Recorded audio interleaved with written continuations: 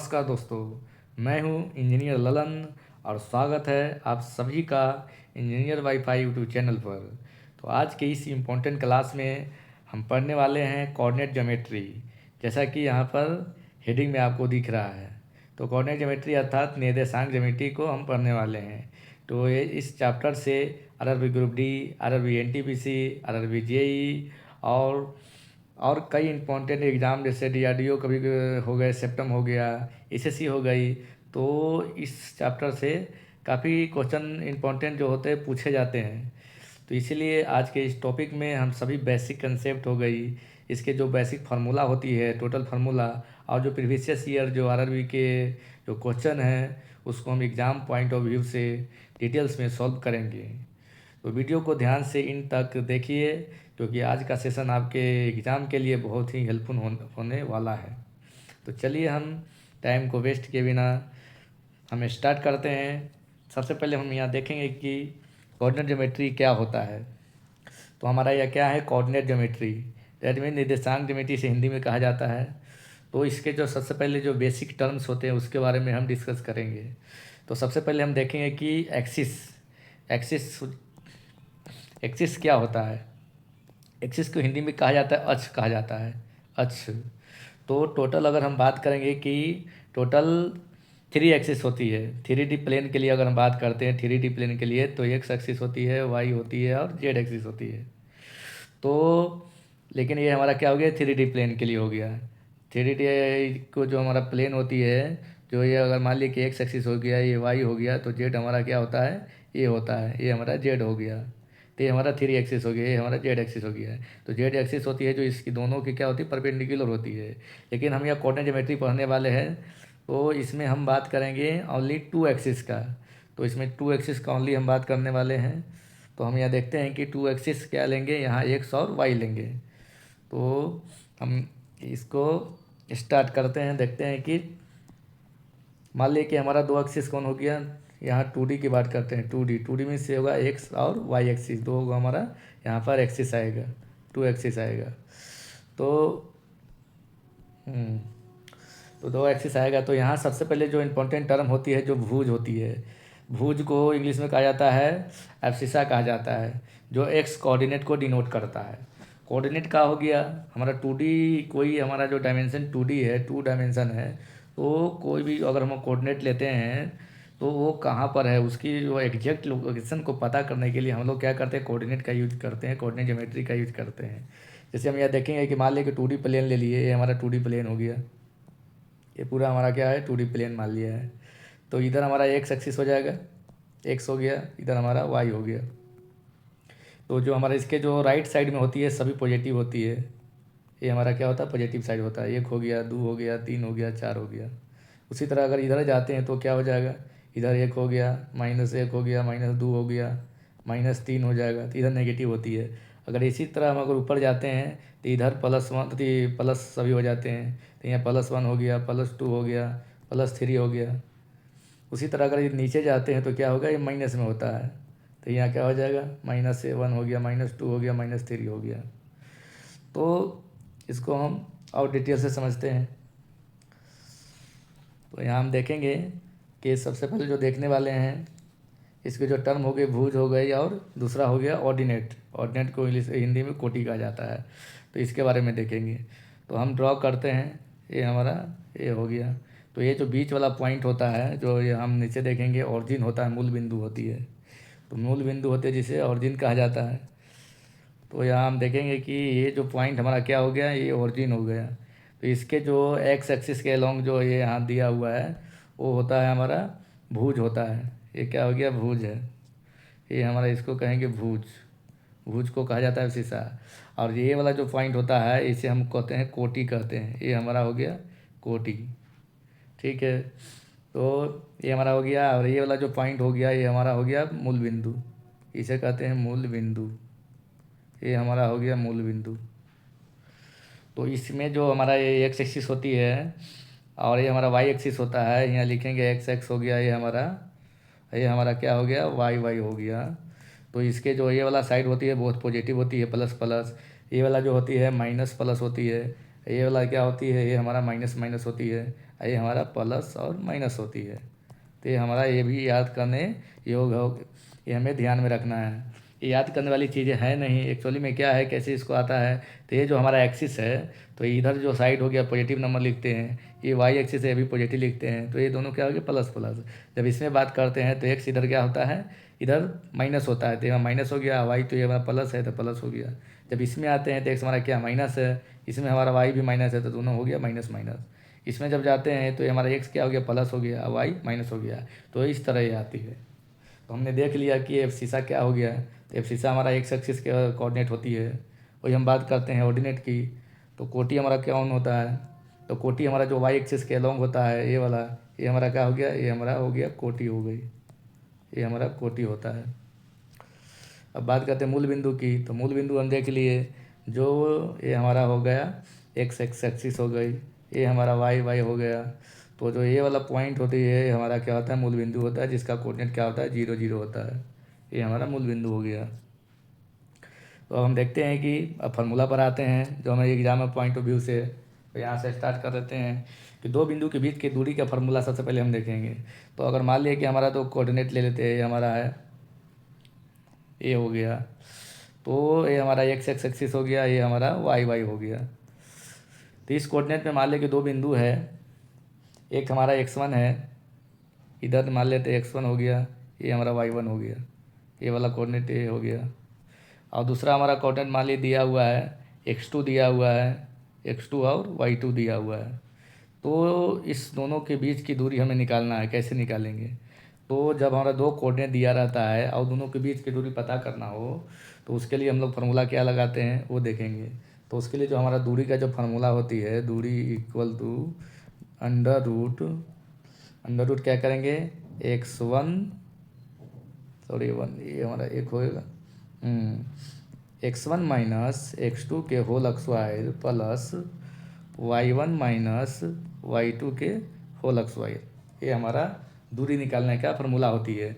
अगर दो कोऑर्डिनेट दिया हुआ है तो उस कोऑर्डिनेट को निकालने के लिए, कोऑर्डिनेट के बीच की दूरी निकालने के लिए कि लीनियर डिस्टेंस कितनी होगी, तो ये हमारा फार्मूला ये होता है। या इसी को ऐसे भी लिख सकते हैं, कोई दिक्कत नहीं है कि x1 को हम बाद में भी लिख सकते हैं, क्योंकि एक्चुअली दोनों का स्क्वायर हो रहा है तो माइनस भी आएगा तो प्लस होगा, मतलब x2 माइनस x1 का होल स्क्वायर भी लिख सकते हैं प्लस, या इधर y2 माइनस y1 के होल स्क्वायर भी लिख सकते हैं। तो कैसे भी लगा सकते हैं, x1 माइनस x2 लिखे का whole square plus y1 minus y2 के होल स्क्वायर लिखे, या x2 माइनस x1 के whole square plus y2 minus y1 का होल स्क्वायर। दोनों में हमारा डिस्टेंस क्या आएगा, सेम आएगा। तो हम नेक्स्ट देखते हैं कि मूल बिंदु से दूरी। अब हमारा क्या है कि अगर हमारा कोई पॉइंट है यहाँ पर, ये देखेंगे एक्स एक्सिस और एक्स हमारा हो गया, वाई एक्स एक्स हो गया, ये हमारा वाई वाई हो गया। अगर मान लिया हमारा कोई यहाँ मूल बिंदु है, मूल बिंदु से हमारा जो यहाँ कोऑर्डिनेट दिया हुआ है एक्स और वाई दिया हुआ है, तो इस मूल बिंदु से हमारा ये वाला दूरी पता करना है, ये कितना होगा। तो जब ये हमें दूरी निकालनी हो तो क्या करेंगे, डायरेक्ट फार्मूला हमारा जो बेसिक फार्मूला है वही लगाएंगे। तो बेसिक फार्मूला हमारा क्या होता है, दूरी का फार्मूला हम देखेंगे कि अंडर रूट होती है x1 माइनस x2 के whole square plus y1 minus y2 के होल स्क्वायर होती है, ये हमारा फार्मूला होता है। तो इस फार्मूला में हम रखेंगे, तो अंडर रूट हो गया, x1 की वैल्यू क्या हो गया, x ले लिए, और x2 की वैल्यू हमारा क्या हो गया, यहाँ पर हो गया 0 और 0, तो यहाँ 0 के होल स्क्वायर करेंगे, क्या हो गया होल स्क्वायर प्लस, फिर यहाँ y1 के वैल्यू y हो गया माइनस y2 वैल्यू 0 हो गया, तो इसको होल स्क्वायर करेंगे, तो ये हमारा क्या आ जाएगा, under root x square plus y square. तो ये हमारा डायरेक्ट फार्मूला हो गया दूरी का, कहाँ से, मूल बिंदु से। तो ये क्योंकि हमारा क्या है, जो मूल बिंदु का जो निर्देशांक होता है 0 0 होता है, इसके कारण ये हो रहा है। ठीक है, नेक्स्ट हम देखते हैं। नेक्स्ट हमारा जो सबसे इम्पोर्टेंट जो चीज़ होती है, जो विभाजन सूत्र होता है, ये हमारा विभाजन सूत्र है, जिसे सेक्शन फार्मूला कहा जाता है। तो विभाजन जो सूत्र होती है, दो तरीका से हम लोग लगाते हैं। एक होता है कि अंतर विभाजन होता है, दूसरा होता है बार विभाजन होता है। तो अंतर विभाजन और बार विभाजन को हम देखेंगे। ठीक है, तो यहाँ पर क्या करेंगे, सबसे पहले हम एज्यूम करते हैं कि दो पॉइंट हमारा ये लीनियर डायमेंशन है, इस पर हमारा दो पॉइंट है, एक ये है, यहाँ पर ये है, ये हमारा हो गया बी हो गया। ठीक है, ए का जो कोऑर्डिनेट हम मान लेते हैं, क्या मान लेते हैं x1, ये हो गया x1 और y1, इसका जो कोऑर्डिनेट मान लेते हैं x2 और इसका कोऑर्डिनेट नंबर x2 लिख लेते हैं। ये हमारा हो गया, ये हमारा लाइन था जिसमें b का जो कोऑर्डिनेट हम ले रहे हैं, क्या ले रहे हैं, x2 ले रहे हैं और y2 ले रहे हैं। ये हमारा x2 और y2 हो गया। तो हम सबसे पहले अंतर विभाजन की बात करेंगे। क्या करेंगे, अंतर विभाजन। सबसे पहले अंतर विभाजन की हम बात करेंगे। तो अंतर विभाजन मतलब कि अंदर से विभाजन हो रहा है। तो यहाँ पर मान लेंगे कोई हमारा पॉइंट है P है, जिसका कोऑर्डिनेट क्या है, x और y है। ठीक है, तो ये जो A और B हमारा जो पॉइंट है, जो लाइन खींचा हुआ है, इसको जो P जो कोऑर्डिनेट है m अनुपात n में कर सकते हैं या m1 अनुपात m2 लिख सकते हैं। तो मान लिया कि ये m1 अनुपात m2 में डिवाइड कर रहा है। ये हमारा m1 हो गया, ये हमारा क्या हो गया, m2 हो गया। m1 और m2 अनुपात में इसको कट कर रहा है। ठीक है, तो ये हमारा क्या हो गया, m2 हो गया। तो हम देखेंगे कि जो x और y कोऑर्डिनेट की क्या वैल्यू होगी। तो हम इसको लगाएंगे, सबसे पहले x कोऑर्डिनेट लिखेंगे। तो x बराबर क्या हो जाएगा, p के लिए हम x कोऑर्डिनेट देखेंगे। p का हम यहाँ निर्देशित कोऑर्डिनेट पता करेंगे। p का कोऑर्डिनेट पता करेंगे तो सबसे पहले x निकालेंगे, क्या करेंगे। तो सबसे पहले हमारा m1 को लिखेंगे, m1 इंटू x2। ये हमारा तिरछा गुना करेंगे, m1 है तो x2 में गुना करेंगे। तो ये हमारा m1 हो गया, x2 हमारा ये हो गया। तो m1 इंटू x2 प्लस, क्योंकि अंतर विभाजन है तो हमारा प्लस होगा। तो m1 into x2 plus m2 into x1। ये हमारा m2 यहाँ हो गया तो x1 इधर से गुना होगा। तो m1 into x2 plus m2 into x1 बटे डिवाइडेड बाई, ये हमारा हो जाएगा m1 प्लस m2, नीचे दोनों को जोड़ देंगे। तो ये हमारा x कोऑर्डिनेट का फॉर्मूला हो गया। अब उसी तरह हम यहाँ पर y कोऑर्डिनेट पता करना हो अंतर विभाजन में, तो y कोऑर्डिनेट को पता करेंगे। तो y को पता करने के लिए सेम कंसेप्ट लगाएंगे। यहाँ पर देखेंगे कि m1, तो m1 किसके गुना में है, तो m1 इंटू जिसका तिरछा में क्या आ रहा है, y2 आ रहा है। तो यहाँ हम y2 लिखेंगे प्लस, अब यहाँ m2 लिखेंगे। तो m2 किसके क्रॉस में आ रहा है, y1 का। ये हमारा m2 है तो ये हमारा y के क्रॉस में आ रहा है। तो यहाँ y1 के क्रॉस में आ रहा है तो y1 हो गया बट्टे में सेम, चूँकि अंतर विभाजन है इसलिए प्लस हो जाएगा। तो m1 प्लस m2, तो ये हमारा अंतर विभाजन में, दोनों अंतर विभाजन के लिए फार्मूला हो गया। अंतर विभाजन में हमको अगर कोई कर रहा है तो उस कंडीशन में हम उसका कोऑर्डिनेट क्या करते हैं, उसका कोऑर्डिनेट याद करने के लिए ये वाला फार्मूला लगाते हैं। ठीक है, विभाजन, अंतर विभाजन के लिए ये हमारा हो गया। नेक्स्ट अब हम देखते हैं कि सेम चीज़ अगर है बार विभाजन हो, यहाँ पर हम बात करेंगे बार विभाजन। तो सेकंड है, हम लोग क्या करेंगे, बार विभाजन की बात करेंगे। तो देखेंगे कि बार विभाजन में हमारा क्या होगा, बार विभाजन। तो सबसे पहले सेम उसी तरह हमारा क्या है, एक हमारा लेते हैं, एक लाइन लेते हैं। यहाँ हमारा लाइन हो गया, ये हमारा जो कोऑर्डिनेट ए हो गया, ये हो गई, ये हमारा क्या हो गया, बी हो गया, यहाँ पर पी हो गया। क्योंकि ये लाइन हमारा ए और बी है, इसके अंतर में नहीं, बार में विभाजन कर रहा है। तो बार में विभाजन कर रहा है तो हमारा ए का कोऑर्डिनेट ले लेते हैं क्या, x1 और y1 ले लेते हैं। ये बी के जो कोऑर्डिनेट ले लेते हैं x2 और y2 ले लेते हैं। और जो पी का जो कोऑर्डिनेट क्या है, x और y है। तो यहाँ पर हम देखेंगे कि m अनुपात n में भी डिवीजन कर रहा है। ठीक है, ये हमारा जो डिवीजन कर रहा है m अनुपात n में ये भी कर रहा है, या m1 अनुपात x2 m2 ही लेते हैं क्योंकि हमने ऊपर में m1 अनुपात m2 लिए हैं। तो हम यहाँ देखेंगे कि जो m1 हो गई, ये हमारा टोटल जो डिवीजन कर रहा है। तो मान लिए कि ये वाला जो कोऑर्डिनेट है, तो हम यह देखेंगे कि हमारा m1 कौन हो जाएगा। तो यहाँ से हमारा ये जो पोर्शन होगा, ये हमको क्या मान लिए, m1 मान लिए। ठीक है, और जो यहाँ से ये वाला जो पोर्शन हुआ हमको क्या मान लिए, इसका जो डिवीजन हो गया, कुछ हो गया, ये m2 हो गया। तो हम देखेंगे कि कैसे हमारा फार्मूला काम करेगा। ये हमारा m2 हो गया। तो बार विभाजन में जब लगाना हो तो p के लिए हम देखेंगे, p के लिए हमको क्या पता करना है, x और y कोऑर्डिनेट पता करना है। तो सबसे पहले हम x कोऑर्डिनेट पता करेंगे। तो x कोऑर्डिनेट पता करना हो तो क्या लिखेंगे, तो सबसे पहले हम क्या लिखेंगे, m1 लिखेंगे। तो यहाँ लिखेंगे m1 इंटू, m1 किसके क्रॉस में है, m1 हमारा x2 के क्रॉस में है। तो m1 इंटू x2, यहाँ पर x2 अच्छा से लिखेंगे, m1 इंटू x2 हो गया माइनस m2 इंटू हमारा क्या हो जाएगा, x1 हो जाएगा। क्योंकि m2 हमारा क्या है, इधर है, तो ये हमारा इधर आएगा, x1 के टच में आएगा, बटे डिवाइडेड बाई, माइनस यहाँ क्यों किए, माइनस इसलिए किए क्योंकि हमारा ये बार विभाजन है, नीचे भी माइनस होगा, m1 माइनस m2 नीचे में भी जाएगा। उसी तरह अगर बात करते हैं y कोऑर्डिनेट के लिए बात करते हैं तो सेम फार्मूला हो जाएगा, x2 के यहाँ पर y2 आएगा। तो ये हमारा y m1 y2 minus m2 हो गया, और y1 divided by m1 minus m2, same चीज़। तो हम यहाँ देख लिए कि अगर हमारा कोई जो पॉइंट है, अगर अंतर विभाजन होता है तो उसके लिए हम लोग यहाँ लगा लिए फार्मूला, ये हो गया अंतर विभाजन के लिए x के लिए और y के लिए। उसी तरह हम देखते हैं कि ये हमारा जब बार विभाजन होती है तो बार विभाजन के लिए ये वाला फार्मूला हमारा ये वाला होता है। नेक्स्ट हम देखते हैं कि मध्य बिंदु का निर्देशांक क्या होगा। तो मध्य बिंदु का निर्देशांक तो हम यहाँ देखेंगे, तो हम सबसे पहले कि ड्रॉ करते हैं। ये हमारा हो गया, मान लिया कि हमारा जो यहाँ कोऑर्डिनेट हो गया, ये हमारा x1 हो गया और ये y1 हो गई, ठीक है। ये हमारा ये बिंदु है, ये हमारा है बी बिंदु, इसकी जो कोऑर्डिनेट हो गई x2 हो गई और ये y2 हो गया, ठीक है। ये हमारा x1 और y1 हो गया। तो इसके जो मिडिल में जो बिंदु आएगी, ये हमारा मिडिल में बिंदु आ गया, तो इसकी रेशियो क्या होगी, 1:1 हो जाएगी। तो इसके लिए क्या होगा, तो ये हमारा जो फार्मूला ऊपर हमने डिस्कस किया, मान लीजिए कि हमारा पी पॉइंट है, इसकी जो कोऑर्डिनेट क्या है, x और y है, पता करना है। तो पी के लिए हमको जब कोऑर्डिनेट x और y पता करना हो तो सबसे पहले x बराबर क्या हो जाएगा, तो हम m1 लिखते थे, m1 हमारा क्या 1 है, तो मतलब डायरेक्ट हमारा क्या आ जाएगा, x1 आ जाएगा। अब प्लस m2 लिखेंगे तो वो भी 1 है, तो ये हमारा डायरेक्ट x2 आ जाएगा, और डिवाइडेड बाई 1 + 1 तो हमारा ये 2 हो जाएगा, क्या आ जाएगा, 2 आ जाएगा। तो यहाँ हम देखें कि डायरेक्ट लिख सकते हैं कि अगर मध्य बिंदु का निर्देशांक पता करना हो, मध्य बिंदु का निर्देशांक, तो दोनों एक्सिस को जोड़कर 2 से डिवाइड कर देते हैं। उसी तरह अगर y पता करना हो तो m1 क्या हो गया, 1 है, तो m1 को लिखेंगे नहीं, तो ये हमारा क्या हो जाएगा, y1 हो जाएगा, प्लस m2 भी हमारा क्या 1 है, तो फिर यहाँ हमारा y2 हो जाएगा, अब बटे 1 + 1 मतलब 2 हो जाएगा। ऐसे हम फॉर्मूला में क्या लिखते थे, m1 x2 लिखते थे पहले, लेकिन कोई दिक्कत नहीं, डायरेक्ट हम चूँकि x1 x2 को पहले लिखें कोई दिक्कत नहीं है।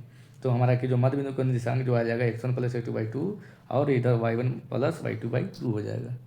तो नेक्स्ट हम देखते हैं हम यहाँ माध्यिका बिंदु का निर्देशांक। तो सबसे पहले हम यहाँ देखते हैं कि माध्यिका क्या होता है। तब सबसे पहले हम एक त्रिभुज को बांटते हैं, ड्रॉ करते हैं, ठीक है। तो जो माध्यिका होती है, जो शीर्ष बिंदु से जो आधार पर खींची जाती है जो लाइन, उसे हम क्या कहते हैं, माध्यिका कहते हैं। तो ये हमारा माध्यिका हो गया। एक त्रिभुज में 3 माध्यिका होती है, ये भी माध्यिका हो गया। इस शीर्ष बिंदु से इस सामने वाला आधार पर खींचेंगे तो ये भी माध्यिका हो गई। तो ये माध्यिका हो गया। जो माध्यिका बिंदु होता है, ये हमारा क्या हो गया, बिंदु हो गया। ये हमारा माध्यिका बिंदु होता है। इस बिंदु का हमें क्या पता करना है, निर्देशांक पता करना है। इस बिंदु को हम P मान लेते हैं, जिसका कोऑर्डिनेट x और y हो गए, ठीक है। ये जो शीर्ष है, इसका कोऑर्डिनेट x1 हो गया और y1 हो गया, ठीक है। इसका कोऑर्डिनेट हो गया x2 और y2 हो गया। इसका कोऑर्डिनेट x3 और y3 हो गया, ठीक है, x3 और y3 हो गया। तो अब हमें पता करना है कि इस माध्यिका बिंदु है जो क्या कोऑर्डिनेट होगी। तो ये जो होता है, जो ये माध्यिका बिंदु होती है, ये वाला पॉइंट, ये जो पूरे माध्यिका को 2:1 में डिवीजन करता है। अगर 2 अनुपात यहाँ से यहाँ 2 है, 2 पोर्शन है, तो यहाँ से यहाँ क्या आ जाएगा, ये हमारा 1 अनुपात आएगा, 1, तो 2:1 में डिवीजन करता है। तो हम देखेंगे कि माध्यिका बिंदु P के लिए हमें x और y कोऑर्डिनेट क्या होगी। तो सबसे पहले x कोऑर्डिनेट की बात करते हैं। तो x कोऑर्डिनेट हमारा क्या आ जाएगा, तो x होगा x1 + x2 plus x3 divided by 3, ये हमारा x कोऑर्डिनेट होता है। उसी तरह हम जब y कोऑर्डिनेट की बात करेंगे P के लिए, तो ये हो जाएगा y1 + y2 + y3 डिवाइडेड में 3। तो हम यहाँ देखेंगे कि कैसे त्रिभुज में जो माध्यिका बिंदु के डायरेक्ट हम कोऑर्डिनेट पता कर सकते हैं। x1 + x2 + x3/3, जो x1 x2 x3 क्या हो गया, शीर्ष के जो कोऑर्डिनेट दिया हुआ रहता है, उस तीनों को जोड़ के 2 + 1 का हो गया 3 हो गया। तो ये 3 से डिवाइड करेंगे, चूँकि इसका अंतर डिवीजन है इसलिए जोड़ेंगे। अब हम नेक्स्ट देखते हैं। तो नेक्स्ट हमारा क्या है कि त्रिभुज का क्षेत्रफल। तो हमारा त्रिभुज का क्षेत्रफल क्या होता है, तो अगर मान लिया कि हमारा जो कोई त्रिभुज है, सबसे पहले यहाँ त्रिभुज को ड्रॉ करते हैं। ये हमारा त्रिभुज हो गया, ठीक है, ये हमारा त्रिभुज हो गई। तो इस त्रिभुज में अगर कोऑर्डिनेट दिया हुआ है, ये जो शीर्ष है इसका कोऑर्डिनेट x1 और y1 दिया हुआ है, ठीक है। इसका कोऑर्डिनेट क्या दिया हुआ है, x2 और y2 दिया है। इसका जो कोऑर्डिनेट दिया है x3 और y3 दिया है, ठीक है। तो ये जो कोऑर्डिनेट दिया हुआ है, इस कोऑर्डिनेट के यूज करके हम इसका जो क्षेत्रफल कैसे पता करेंगे। तो ये भी हमारा जो ग्रुप डी हो गई, एनटीपीसी रेलवे के सारे एग्जाम में इससे काफ़ी बार जो पूछा जाता है कि अगर 3 को कोऑर्डिनेट शीर्ष दिया हुआ त्रिभुज का, तो हम उसके क्षेत्रफल को कैसे पता करेंगे। तो इसके लिए आपको क्षेत्रफल को पता करने के लिए आपको एक फार्मूला जो याद रखना बहुत ज़रूरी है, क्योंकि डायरेक्ट हम लोग फार्मूला के यूज करके तुरंत बना सकते हैं। तो सबसे पहले हम फार्मूला देखते हैं। ये मोड लगा देंगे, क्योंकि हमारा जो क्षेत्रफल होता है हमेशा क्या होता है, पॉजिटिव वैल्यू होती है। तो मोड लगा दिए, तो सबसे पहले लिखेंगे मोड लगाकर, ये हमारा 1+2 लिखेंगे, 1/2 लिखेंगे, इंटू बड़ा ब्रैकेट लगाएंगे, यहाँ लिखेंगे x1 into y2 minus y3 plus, फिर लिखे x1 के बाद क्या आएगा, x2 आएगा, तो यहाँ x2 लिखे, यहाँ x2 हो गया, इंटू y2 माइनस y3 आया था, तो अब क्या आएगा, y3 माइनस y1 आएगा, ये हमारा y1 आ गया। अब x2 के बाद क्या आएगा, x3 आएगा, तो यहाँ लिखे x3, फिर क्या आएगा y1 के बाद, ये हमारा y1 से ख़त्म किए थे, तो फिर y1 आएगा, y1 माइनस ये हमारा y2 आएगा। तो ये हमारा क्या हो गया, ये हमारा फार्मूला हो गया क्षेत्रफल निकालने की डायरेक्ट।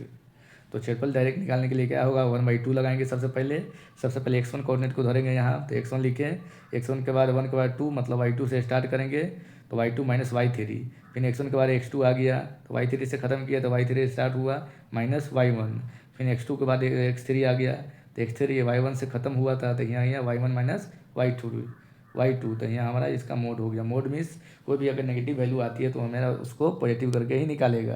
तो ये हमारा क्या हो गया, त्रिभुज का क्षेत्रफल हो जाता है।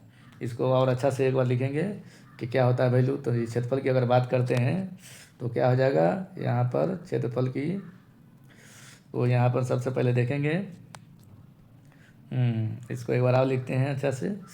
तो क्या हो जाएगा, क्षेत्रफल इज इक्वल टू, तो यहाँ लिखेंगे सबसे पहले इक्वल टू क्षेत्रफल बराबर मोड लिखेंगे, 1/2 लिखेंगे, 1/2 लिखने के बाद यहाँ बड़ा ब्रैकेट लगाएंगे, और सबसे पहले हम x1 से स्टार्ट करें, x1 into y2 minus y3 plus x1 के बाद x2 आएगा, इंटू y3 से छोड़े तो y3 माइनस ये हमारा y1 आएगा, प्लस x2 के बाद क्या आएगा x3, तो यहाँ लिखेंगे x3 इंटू y1 छोटे से, तो y1 हमारा क्या आ गया, y1 माइनस ये हमारा y2, एक लाइन में हमारा फॉर्मूला एडजस्ट हो गया। ये हमारा इसको ब्रैकेट लगा देंगे, तो ये हमारा क्षेत्रफल का डायरेक्ट फार्मूला हो गया त्रिभुज का क्षेत्रफल का। और नेक्स्ट देखते हैं, तो नेक्स्ट हमारा होता है जो स्लोप की बात करेंगे, ढाल की बात करेंगे, कि कोई जो हमारा सरल रेखा होती है वो उसकी कितनी स्लोप होगी, कितना एक्स एक्सिस से झुका हुआ रहेगा, तो उसको हम क्या कहते हैं, स्लोप कहते हैं। तो स्लोप को हम जो डिनोट करते हैं एम से डिनोट करते हैं, एम बराबर इसको टेन थीटा भी लिखते हैं। तो टेन थीटा ही हमारा क्या होता है, कोई हमारा जो लाइन दिया हुआ है ये हमारा हो गया, तो ये हमारा थीटा हो गया। तो इसका स्लोप कितना होगा, तो अगर इसको टेन थीटा वैल्यू पता हो जाएगा तो ये हमारा वो स्लोप के बराबर होगा। तो ये हमारा स्लोप हो गया। न एक्स एक्सिस से हमारा कितना झुका हुआ है वही हमारा उसकी जो ढाल होती है उसे हिंदी में ढाल कहा जाता है।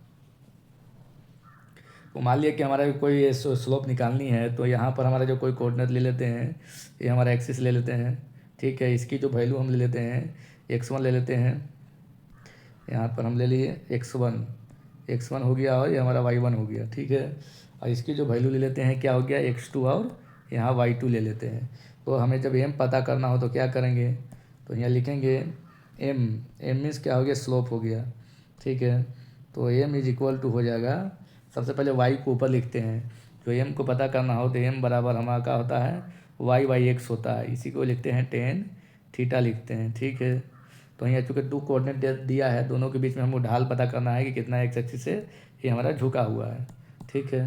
तो m बराबर हम सबसे पहले लिखेंगे y2 माइनस y1 बटे x2 माइनस x1, ये हमारा क्या हो गया, स्लोप हो गया, ये हमारा ढाल हो गया।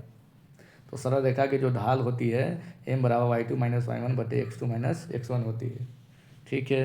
अब यहाँ देखते हैं कि समानांतर रेखा की जो ढाल क्या होती है, क्या रिलेशन होता है समानांतर रेखा में।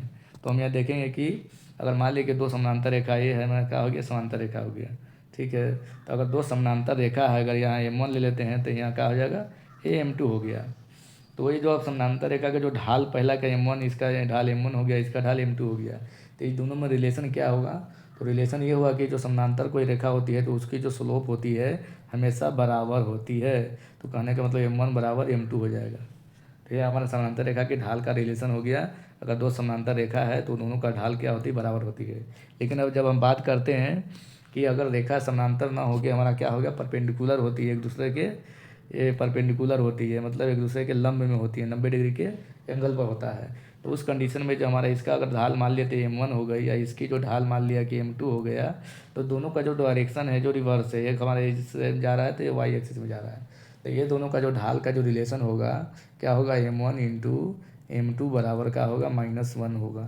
तो ये हमारा समानांतर परपेंडिकुलर रेखा के जो ढाल में रिलेशन होता है। अगर ढाल समानांतर होगा, रेखा समानांतर होगा तो ढाल हमारा बराबर होगा। लेकिन अगर हमारा दो रेखा समानांतर ना होकर परपेंडिकुलर है तो उस कंडीशन में जो ढाल होती है वो दोनों के गुणनफल के जो -1 के बराबर होती है।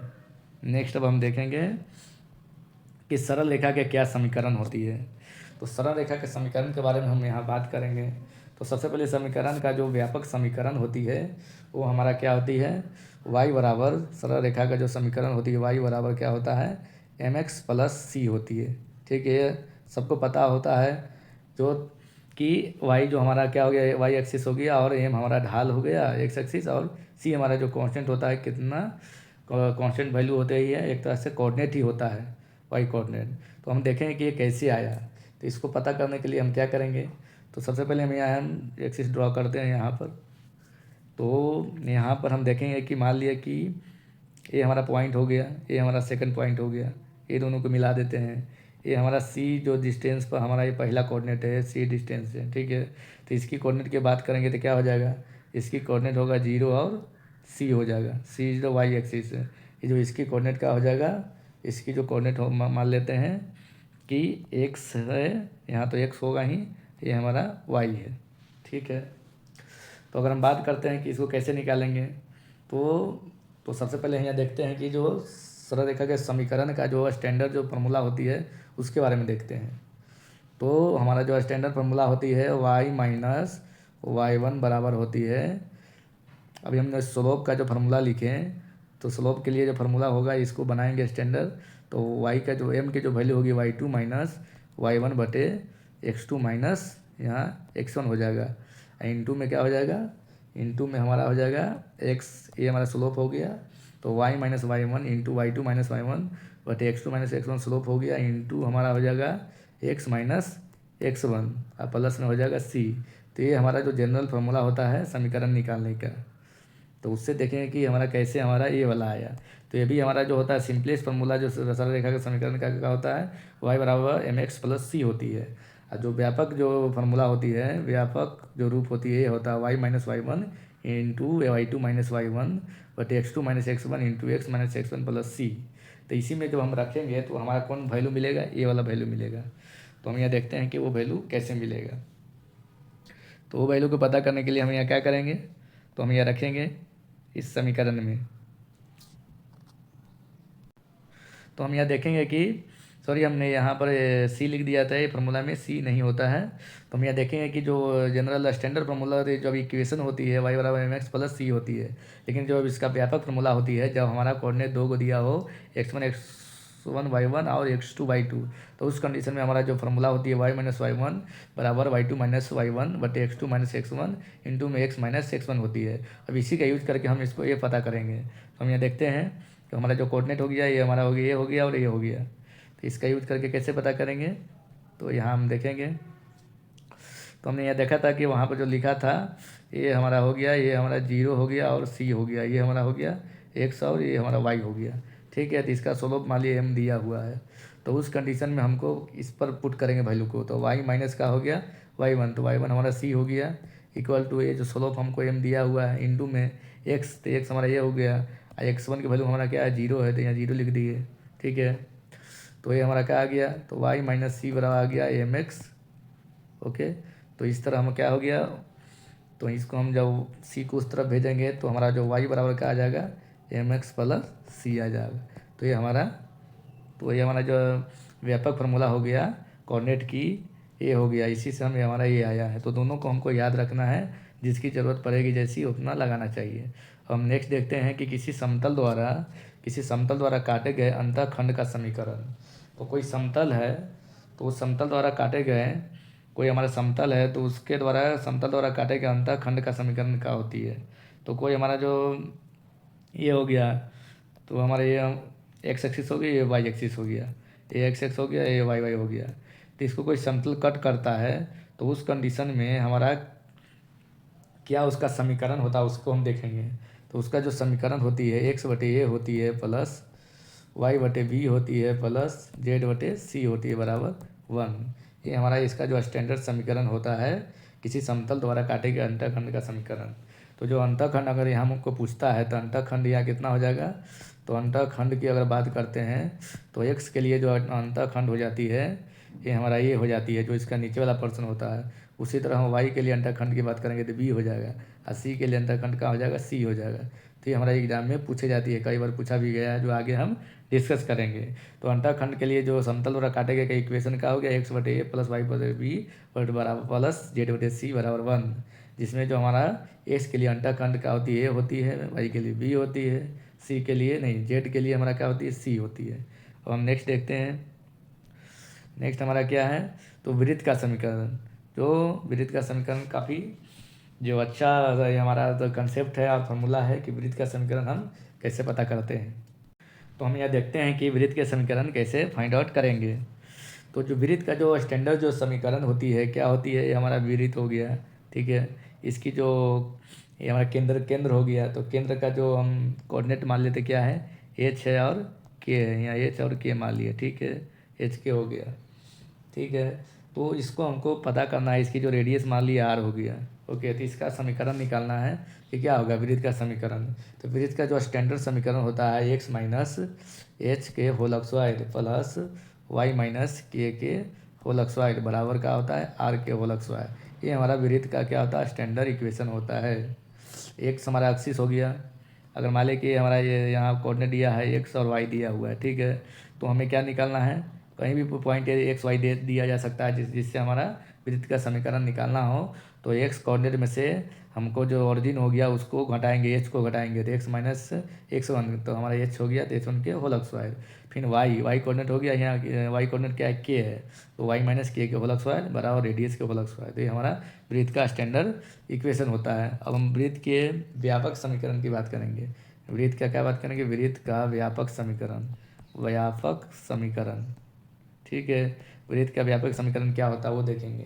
तो इसी का जब हम कैलकुलेशन करेंगे, इसको सॉल्व करेंगे, तो ये माइनस बी के होल स्क्वायर एक्स वाले plus b x plus minus 2ab हो गया। तो इसको जब हल करेंगे तो एक स्टैंडर्ड फॉर्म में यहाँ पर लिखते हैं कि एक्स स्क्वायर, यहाँ होगा x square plus y square plus 2gx plus 2fy और प्लस में सी, प्लस में क्या होता है सी, तो बराबर हाँ 0 हो जाता है। तो ये हमारा वृत्त का क्या होता है, व्यापक समीकरण होता है। ये स्टैंडर्ड जो वृत्त का समीकरण हो गया एक्स माइनस एच के whole square plus y minus y के होल स्क्वायर बराबर आर स्क्वायर। लेकिन वृत्त का व्यापक समीकरण की बात करते हैं तो हमारा क्या होता है, एक्स के होल स्क्वायर प्लस वाई के whole square plus 2gx plus 2fy plus C बराबर 0। अब देखेंगे कि हमारा क्या है, यहाँ पर जो टर्म्स है वो देखेंगे कि हमारा f क्या है, g क्या है और c क्या है। तो हमारा जो केंद्र यहाँ हम जो देख रहे हैं, केंद्र क्या हमारा था, जो केंद्र तो हमारा क्या है, और एच और के है। तो केंद्र जो एच हो गया और के है उसका जो बराबर जो लिखते हैं, क्या लिखते हैं, तो माइनस जी लिखते हैं और माइनस एफ लिखते हैं। मतलब जो एच हो गया माइनस जी के बराबर हो गया, और जो हमारा के हो गया माइनस एफ के बराबर हो गया। तो केंद्रक के लिए हमारा ये यूज करते हैं। दूसरा हम देखते हैं कि ये हमारा जो सी क्या है, तो सी देखते हैं कि क्या है। तो हम जो त्रिज्या यहाँ लिखते हैं, त्रिज्या बराबर यहाँ लिखेंगे त्रिज्या, ये हम लिखेंगे त्रिज्या।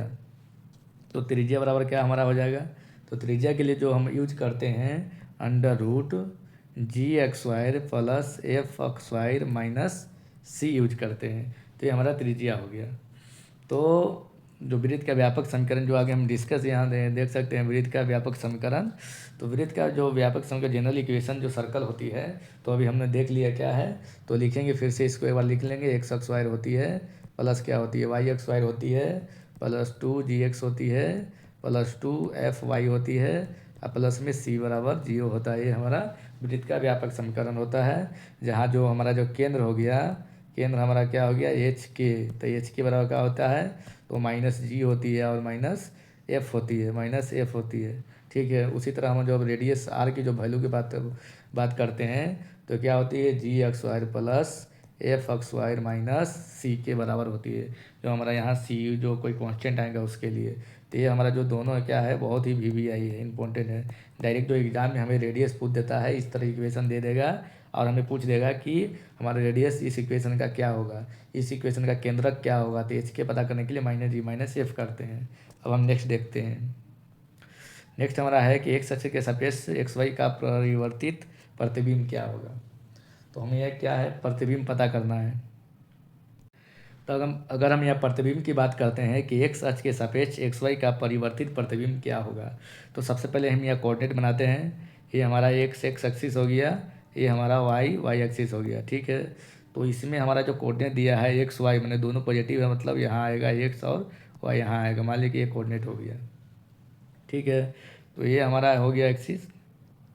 तो इसका प्रतिबिंब एक्स एक्सिस के अलॉन्ग, माने इस एक्सिस के अलॉन्ग क्या होगा। तो इधर हम मिरर को रखेंगे तो इसका जो प्रतिबिंब कैसे बनेगा, एक्स एक्सिस के अलॉन्ग यहाँ पर बनेगा, इसके बराबर सामने बनेगा, इसके पैरेलल में। तो हमारे ये कोऑर्डिनेट को बात कर रहा है। तो ये कोऑर्डिनेट की जो वैल्यू हो जाएगी क्या हो जाएगी, तो इधर एक्स पॉजिटिव है और वाई इधर क्या है, नेगेटिव है। तो ये हमारा एक्स माइनस वाई हो जाएगी।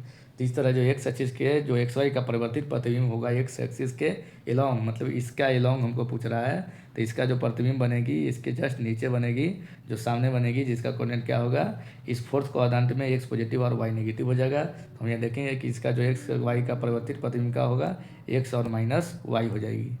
और वही हम नेक्स्ट देखते हैं कि वाई एक्सिस के अलॉन्ग हमारा सापेक्ष और इसका जो एक्स वाई का परिवर्तित प्रतिबिंब क्या होगा।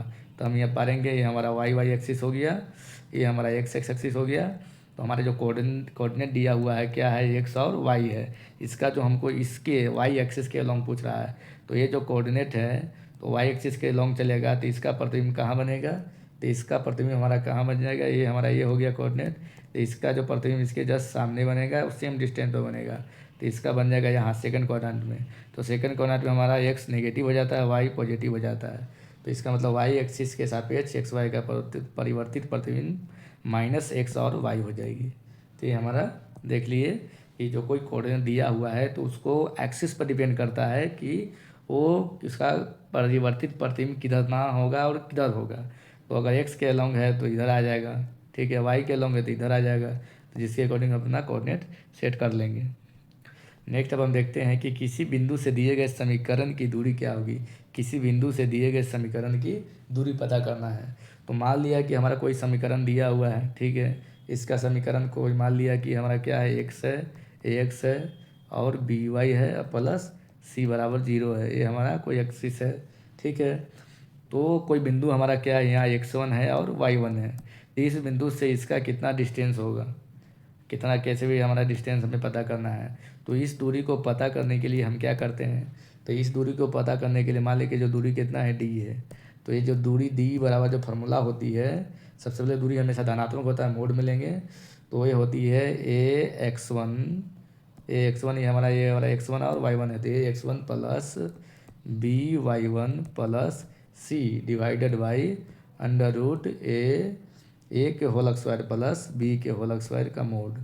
ये हमारा क्या हो जाता है, डिस्टेंस का फॉर्मूला हो जाता है।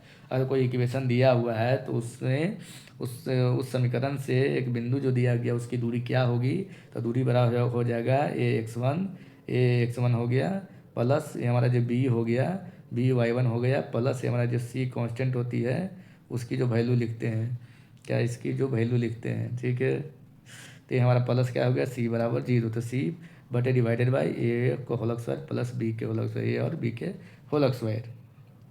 हम नेक्स्ट देखते हैं। तो नेक्स्ट हमारा जो हमने जितना भी अभी फार्मूला हमने देखा, कंसेप्ट देखा, जो हमने थ्योरी देखा, इसका हम अप्लीकेशन देखेंगे कि रेलवे में जो पूछे जाते हैं ये हमारा कितना फ़ायदा है कि हम कितना इसको यूटिलाइज करते हैं। तो सबसे पहले हम देखते हैं, पहला प्रॉब्लम हमारा है कि सीट्स दिया हुआ है 4 1। यहाँ पर देखेंगे हमारा 3 कोने दिया है, एक 4 1 1 1 3 5 द्वारा निर्मित त्रिभुज कैसा होगा। तो ये जो कोऑर्डिनेट से जो बना हुआ जो त्रिभुज है उसकी क्या होगी, उसकी कैसी प्रॉपर्टी होगी, मतलब वो समद्विबाहु त्रिभुज होगा कि समकोण होगा कि समद्विबाहु समकोण होगा कि विषम बाहु त्रिभुज होगा। तो सबसे पहले यहाँ कोऑर्डिनेट को लिखते हैं। तो यहाँ कोऑर्डिनेट क्या हो गया, 4 1 हो गया, ठीक है। इसका जो कोऑर्डिनेट 1 1 हो गया, ठीक है।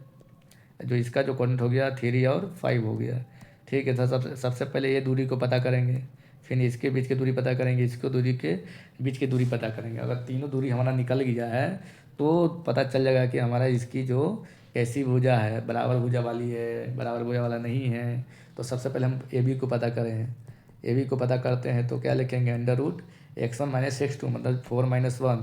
तो यहाँ लिखेंगे 4 - 1 के होल स्क्वायर प्लस क्या y2 माइनस y1 के होल स्क्वायर। तो y2 मतलब कितना हो गया 1 माइनस 1 के होल स्क्वायर।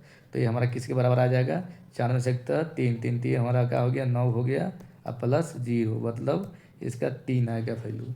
अब बात करते हैं BC की वैल्यू की बात करते हैं। BC इज इक्वल टू तो अंडर रूट क्या हो जाएगा। तो सबसे पहले हमें क्या है y1 माइनस y2।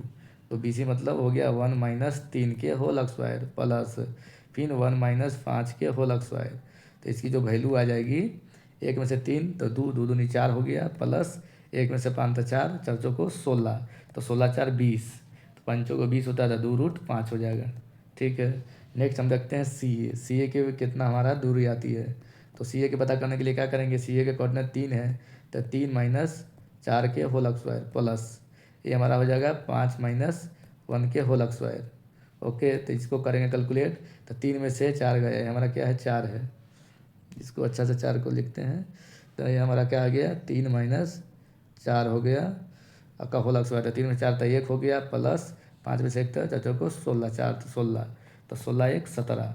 तो हम यह देखेंगे कि तीनों जो साइड है डिफरेंट है। AB का साइड कितना 3 है BC का साइड 2 रूट 5 है CA के साइड रूट 17 है। तो तीनों जो साइड डिफरेंट है तो हमारा विषम बाहु त्रिभुज होगी। तो ये हमारा क्या हो जाएगा विषम बाहु त्रिभुज। करेक्ट आंसर हमारा D हो जाएगा। नेक्स्ट हम क्वेश्चन की ओर चलते हैं। तो हम यहाँ देखते हैं यहाँ पर जो ग्रुप D में पूछ चुका है कि ए जो कोऑर्डिनेट की वैल्यू दिया हुआ है B कोऑर्डिनेट की वैल्यू दिया है C कोऑर्डिनेट की भी वैल्यू दिया हुआ है। तो उस कंडीशन में हमारा 1/AB plus 1/BC plus 1/CA पता करना है। तो हम यह त्रिभुज को बनाएंगे। सबसे पहले कोऑर्डिनेट लिखेंगे इसका जो कोऑर्डिनेट 1 और 1 है। ठीक है। इसका कोऑर्डिनेट कितना है -2 और इसका कोऑर्डिनेट 7 है। इसकी कोऑर्डिनेट 3 है और -3 है। तो हम सबसे पहले AB को पता करेंगे। ये हमारा मान लिया कि AB हो गया ये हमारा A हो गया ये हमारा B हो गया और ये हमारा C हो गया। तो AB को पता करने के लिए क्या हम करेंगे तो AB बराबर क्या हो जाएगा तो हम अंडर रूट करेंगे। तो 1 माइनस A के लिए x1 तो A हो गया 1 हो गया -2 तो माइनस माइनस प्लस 2 हो गया होल स्क्वायर प्लस फिर ये 1 लिखेंगे y1 माइनस y2 करेंगे मतलब 1 में से 7 को घटाएंगे तो कितना हो गया इक्वल टू 2 1 3 3 3 कितना हो गया 9 हो गया और 7 में से 6 तो 6 6 36 तो 36 और 9 9 सौ 15 मैंने 45 तो 45 क्या होगा 95 45 तो 9 वर्गमूल 3 रूट ये हमारा हो गया 5। नेक्स्ट देखते हैं BC के बारे में बात करते हैं। तो हमारा BC क्या होएगा तो BC बराबर हो जाएगा अंडर रूट। तो B के लिए पहला कोऑर्डिनेट x1 लिखेंगे तो -2 -3 के होल स्क्वायर प्लस छोटा कोष्ट और y1 लिखेंगे तो y1 3 हो गया माइनस y सॉरी यहाँ पर लिखेंगे तो हम क्या BC पता करना है तो BC से तो B से स्टार्ट हो रहा है तो B से स्टार्ट हुआ तो x1 माइनस x2 कर दिए। फिर क्या करेंगे y1 माइनस y2 मतलब y1 कितना हो गया 7 हो गया। ठीक है 7 -3 तो माइनस माइनस प्लस हो गया तो +3 3 के होल स्क्वायर। अब इसको अंडर रूट करेंगे 2 और 3 5 होता है तो 25 हो गया प्लस 7 और 3 10 10 है 100 हो गया 125 तो 125 के वर्गमूल कितना होगा तो 25 से तो 25 का वर्गमूल हो गया 5 तो ये 5 अब बच गया अंडर रूट में 5 तो 25 से।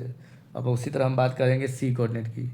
तो नेक्स्ट हमारा हो जाएगा AB BC और CA तो यहाँ लिखेंगे CA तो CA इक्वल टू क्या होगा तो C से स्टार्ट हो रहा है तो C हमारा x1 हो जाएगा x1 3 हो जाएगा तो हम यहाँ लिखेंगे 3 माइनस हमारा A के लिए x1 कोऑर्डिनेट x हो जाएगा तो 3 - 1 के होल स्क्वायर प्लस फिर हम करें y1 लिखेंगे तो y1 हमारा -3 है -1 हो गया तो 1 के होल स्क्वायर। ठीक है इसको कैलकुलेट करेंगे तो कितना आएगा 3 में से 1 तो 2 2 दूनी 4 प्लस 3 और 1 4 4 को 16 तो 16 4 20 तो 20 तो 5 को 20 तो 2 रूट 5 आ गया। ठीक है तो हम यहाँ देख लिए कि जो तीनों का जो साइज है अलग अलग है 3 रूट 5 हो गया 5 रूट 5 हो गया 2 रूट 5 हो गया। अब इसको हम हल करेंगे कि A/BC प्लस 1/BC और प्लस 1/CA पता करना है। तो अब यहाँ देखेंगे क्या हमको पता करना है। तो सबसे पहले हम लिखेंगे 1/AB प्लस ये हटा देते हैं इसको। तो ये हमारा हो गया 1/AB हो गया प्लस 1/BC हो गया 1/AC या CA हो गया। तो इसको इक्वल टू करेंगे 1/AB की वैल्यू कितना है तो 3 रूट 5 है प्लस 3√5 हो गया प्लस 1/BC बटे हो गया इसकी वैल्यू हो गया 1/5√5 हो गया प्लस इसकी CA की वैल्यू हो गई 2√5 हो गई। ठीक है, अब इसको क्या करेंगे हम कॉमन लेंगे। तो कॉमन क्या यहाँ पर लेंगे हम, तो जो हम यहाँ कॉमन लेने वाले हैं 1/√5 को कॉमन लेने वाले हैं। तो कितना बचेगा 1/3 बचेगी बटे 1/5 बचेगी प्लस 1/2 बचेगी। तो जब इसको हम एलसीएम लेंगे तो एलसीएम लेंगे तो कितना हो जाएगा 1/√5 इंटू में हम क्या एलसीएम लेंगे 5 3 15। तो एलसीएम कितना हो जाएगा 30 ले लेते हैं। तो हमारा 30 हो गया, 3 रहे 30 हो गया 10 हो गया प्लस 5 6 30 हो गया प्लस 2 15 15 2 30 हो गई। तो कुल मिला के हो गया 1/√5 इंटू 10 100 16 15 और 15 30 एक 31 31 बटे कितना हो गया 30 आ गया। अब देखेंगे कि इसकी आंसर किस फॉर्म में दे रहा है। तो आंसर हमारा दे रहा है तो 31 और नीचे में हमारा क्या हो गया 30। ठीक है, तो इसको हम क्या करेंगे, इसको हम क्या करेंगे √5 के लिए ऊपर नीचे √5 से मल्टीप्लिकेशन करेंगे √5 से। ठीक है, तो ये हमारा आ जाएगा तो √5 यहाँ 31 √5 हो गया और डिवाइडेड बाई √5 5 हो गया अब 5 अक्रॉस 30 ये होगा 30 इक्वल टू का हो गया 31 √5 डिवाइडेड बाई 150। तो ये हमारा करेक्ट आंसर हो गया। आप देखते हैं कि कौन हमारा यहाँ मैच कर रहा है कि 31 √5 बटे 150। तो 31 √5 बटे 150 हमारा कौन है, तो ये हमारा करेक्ट आंसर हमारा हो गया ए हो गया। अब हम नेक्स्ट क्वेश्चन की ओर चलते हैं। तो नेक्स्ट हमारा क्वेश्चन है कि यहाँ पर किसी बिंदु के निर्देशांक जो दिया हुआ है यहाँ पर, तो बिंदु को जोड़ने वाली रेखाखंड को आंतरिक रूप से 3:1 के अनुपात विभाजित करती है। तो हमें क्या पता करना है कि उसकी कोऑर्डिनेट पता करना है। तो हम यहाँ देखते हैं कि जो हमारा दिया हुआ है एक बिंदु के निर्देशांक जो दे दिया है और उसको अंतर रूप से 3:1 के रूप में विभाजित करता है। तो हमें कोऑर्डिनेट पता करना है। तो सबसे पहले एक लाइन पारेंगे। तो एक का जो कोऑर्डिनेट दिया हुआ -1 दिया है और 9 दिया है। दूसरा का जो कोऑर्डिनेट दिया है 11 दिया है और 1 दिया है। ठीक है, मान लीजिए कोई पी बिंदु है जो उसको डिवाइड कर रहा है कितना में 3:1 में डिवीजन कर रहा है। 3:1 हो गया, ये वाला पोर्शन 3 हो गया, यहाँ पर कोऑर्डिनेट हो गया 1 यहाँ पर हो गया और जो पी इसको डिवीजन करा 3:1 में। तो हमें पता करना है कि जो XY की कोऑर्डिनेट क्या होगी। तो सबसे पहले x को पता करते हैं क्या होगा। तो हमारा जो फार्मूला था m1 into x2 plus m2 into x1 divided by m1 plus m2 ये हमारा फार्मूला था। अब इसी फार्मूला को हम रखेंगे तो m1 की वैल्यू कितना हो गया 3 हो गया, x2 की वैल्यू कितना हो गया 11 हो गया प्लस m2 की वैल्यू कितना हो गया 1 हो गया गुने x1 की वैल्यू कितना हो गया -1 हो गया डिवाइडेड बाई 3 प्लस 1 बराबर। अब इसको हम हल करते हैं तो 11 कितना हो गया 33 हो गया। अब प्लस में कितना हो गया तो 1 और -1 कितना -1 हो गया डिवाइडेड बाई 3 1 4 हो गया, ये वाला 4 हो गया बराबर 33 में से 1 तक कितना हो गया 32/4। तो ये बराबर 4 8 ये हमारा 32। तो ये हमारा x की जो वैल्यू आ गई 8 आ गई। अब नेक्स्ट हम देखते हैं कि y कोऑर्डिनेट क्या होगी। तो y कोऑर्डिनेट को पता करना है। तो y कोऑर्डिनेट को पता करने के लिए सबसे पहले क्या हमें करना है, तो हम यहाँ फार्मूला लिखेंगे y के लिए। तो y बराबर कितना होती है, तो y कोऑर्डिनेट को पता करने के लिए m1 लेंगे पहले m1 into y2 plus m2 into y1 बटे m1 प्लस m2 ये हमारा y के लिए होती है। तो सबसे पहले m1 तो m1 की वैल्यू कितना है 3 है, तो ये हमारा 3 हो गया गुण y2। तो यहाँ देखेंगे कि y2 की वैल्यू कितना है 1 है। ठीक है, तो y2 की वैल्यू हमारा कितना हो गया 1 हो गया, 1 है। और y1 की वैल्यू हमारा 9 है, तो 1 9 का यूज करेंगे। हम यहाँ देखते हैं तो y2 की वैल्यू 1 हो गया प्लस m2 की वैल्यू 1 हो गया और y1 की वैल्यू हमारा 9 हो गया डिवाइडेड बाई 3 प्लस 1। तो हमारा कितना आ गया ये, तो 3 प्लस 9 डिवाइडेड बाई 4। तो 9 बचा 9 3 12, तो 12 डिवाइडेड बाई कितना हो गया 4, तो हो गया 4 3 12 बराबर y। तो जो एक जो वैल्यू हमारा क्या आ गया 8 आ गया, एक हमारा 3 आ गया। तो हम देखेंगे 8 और 3 किस में है, तो ये हमारा जो करेक्ट आंसर कितना हो गया डी हो गया। अब चलिए नेक्स्ट क्वेश्चन की ओर हम चलते हैं। नेक्स्ट हमारा क्या क्वेश्चन है उसको देखेंगे। तो जो बिंदु 4 5 दिया हुआ है और 7 11 जो दिया हुआ है, इससे ये जो जुड़ा रेखाखंड किस बिंदु पर अनुपात 2:1 के रूप से आंतरिक रूप से विभाजित करेगा। तो सेम क्वेश्चन है। तो सेम क्वेश्चन में हमें क्या लगा, यहाँ जो लाइन दिया हुआ है इसका जो कोऑर्डिनेट दिया है, एक का कोऑर्डिनेट कितना है 4 है, एक हमारा 5 है, ठीक है। ये वाला कोऑर्डिनेट कितना है 7 है, और ये 11 हो गया, ठीक है। ये हमारा कोई पी बिंदु है जिसको हमारा एक्स और वाई कोऑर्डिनेट को पता करना है, 2:1 में डिवीजन करता है।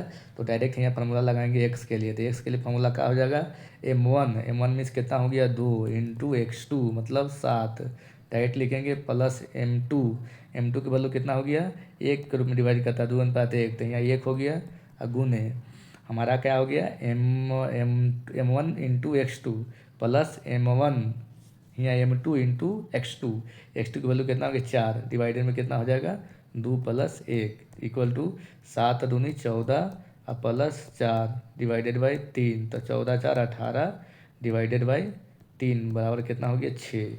अब उसी तरह y की वैल्यू को पता करते हैं, तो y क्या हो जाएगा सेम m1 इंटू y2, तो m1 हमारा कितना हो गया 2 हो गया, y2 हमारा क्या हो गया 11 हो गया, 11 प्लस m2 मीन्स कितना हो गया 1 हो गया, और y1 मतलब 5 हो गया, डिवाइडेड बाई 2 + 1। अब हम यहाँ देखेंगे कि क्या हो गया, 11 दूनी 22 हो गई, अब प्लस 5 1 5 हो गया बटे 3, तो 22 और 5 27 बटे ये हमारा 3, तो 3 27 मतलब 6 और 9, तो 6 9 हमारा कौन सा है, तो 6 9 करेक्ट आंसर हमारा डी हो जाएगा। नेक्स्ट हम देखते हैं, नेक्स्ट हमारा है जो हमने कि उस त्रिभुज का क्षेत्रफल ज्ञात कीजिए जिसका निर्देशांक ज्यामिति दिया हुआ है। तो हमने फार्मूला ऊपर डिस्कस किए थे कि जो कोई त्रिभुज होती है, ये हमारा त्रिभुज हो गया, इसकी जो कोऑर्डिनेट दिया है ये हमारा 3 कोऑर्डिनेट दिया रहता है। तो सबसे पहले यहाँ लिखते हैं कोऑर्डिनेट क्या क्या दिया हुआ है। तो पहला का जो कोऑर्डिनेट है 1 और 2 है, ठीक है। दूसरा का जो कोऑर्डिनेट कितना है -4 है, और यहाँ -4 है और -3 है, ठीक है। ये हम देख ले हैं, यहाँ पर माइनस हमारा क्या है 3 है, इसको ठीक से लिखते हैं। तो ये हमारा -4 और -3 हो गया। इसका जो कोऑर्डिनेट दिया हुआ है 4 और 1 दिया हुआ है, ठीक है। तो इस त्रिभुज का हमें क्या है क्षेत्रफल पता करना है। तो त्रिभुज का क्षेत्रफल का जो हमने फार्मूला जो देखा था, तो सबसे पहले हम फार्मूला को लिखते हैं। कुछ क्षेत्रफल माने डेल्टा हो गया, वो फार्मूला क्या होती है, तो फार्मूला होती है, मोड लगाते हैं सबसे पहले 1/2 देते हैं, बड़ा कोष्टक। सबसे पहले कहाँ से स्टार्ट करते हैं x1 से, तो x1 इंटू हमारा क्या होता है y2 माइनस y3 प्लस यहाँ हमारा x1 हो गया, प्लस x1 के बाद क्या आएगा x2 आएगा, इंटू y3 से छोड़े हैं तो यहाँ y3 minus y1 plus x2 है, तो अब ये आएगा x3 इंटू y1 से छोड़े थे तो y1 माइनस ये हमारा y2 आ जाएगा, ठीक है। तो ये हमारा फार्मूला हो गया। ये फार्मूला का यूज करके हम क्षेत्रफल को पता करेंगे। तो मोड हो गया 1/2 हो गया, बड़ा वाला कोष्ठ लगा देंगे, यहाँ से स्टार्ट करते हैं, मान लीजिए ये हो गया, ये हमारा बी हो गया, ये हमारा सी हो गया। तो हमारा जो x1 होगा 1 हो जाएगा, तो यहाँ 1 लिखेंगे, यहाँ y2, तो यहाँ y2 ये हमारा y2 हो गया, तो y2 हमारा -3 हो गया, यहाँ हम लिखेंगे अच्छा से -3 लिखेंगे, तो इरेज करते हैं, तो ये हमारा हो गया -3 डिवाइडेड में क्या हो जाएगा y3, तो y3 हमारा कितना हो गया ये 1 हो गया, तो यहाँ लिखेंगे 1 प्लस x2, तो x2 हमारा क्या हो गया 1 के बाद यहाँ 2, x2 हमारा हो गया -4, तो यहाँ लिखेंगे -4 इंटू हम यहाँ पर y3, तो y3 हमारा क्या हो गया यहाँ चल जाएगा 1 2 3, तो y3 हमारा कितना होगा 1 हो जाएगा, तो हमारा 1 से यहाँ लिखेंगे, तो 1 माइनस y1, तो y1 कहाँ फिर हमारा यहाँ आ जाएगा, y1 2 आ जाएगा, और प्लस x3, तो x3 हमारा कहाँ जाएगा, ये हमारा 4 आ जाएगा x3 इंटू y1, तो y1 हमारा कहाँ आ गया 2 हो गया, जहाँ से छोड़ते हैं वहीं से स्टार्ट करते हैं, तो 2 हो गया माइनस। अब हमें क्या लिखना है y2, तो y2 हमारा क्या हो गया -3 हो जाएगा, तो माइनस माइनस कितना हो गया +3 हो जाएगा, ये हमारा ये हो गया मोड हो गया। अब इसको हम सॉल्व करेंगे, मोड हो गया 1/2 हो गया। अब इसको हम क्या हो गया, तो -3 -1 -4 हो जाएगा, तो यहाँ लिखेंगे डायरेक्ट -4।